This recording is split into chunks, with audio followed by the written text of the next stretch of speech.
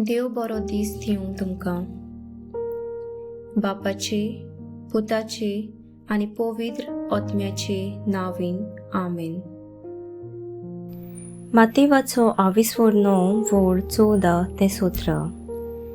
जुवांवाचे शीस जेजू सोशी आयले आनी तांणी म्हणलें, आमी आनी फारिसेव उपास करता, पूण तुजे शीस करिनात ते कशें?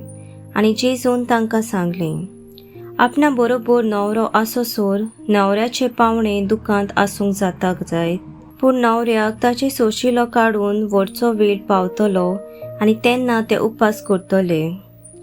पोरण्या आंगोस्त्रांक नव्या लुगटाचो कोपो कोणूच मारिना, कित्याक तो आंगोस्त्राचीं सुटां ओडून काडटा आनी फाळो ओदीक विकोत जाता.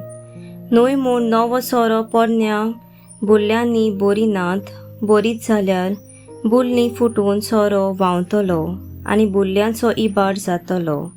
ना, नवो सोरो नव्यान बुल्ल्यांनी बोरतात आनी दोनूय बोरीं उरतात. सर्विस्पराचें उतर. सर्विस्पराचो व्हड उपकार. नियाळ आदलें सगळें संपून गेलें. आदल्या कोरांत बाकीत केल्लें तें जेजूच्या शिकवणेन शाती पावलें.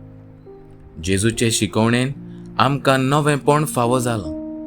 आमी नवीं जाल्यांत. तर आदलें जिवीत, ज्या जिविताक अर्थ नासलो, तें सोडून दिवया. जेजू वरवीं भावार्थ आमकां फावो जाला.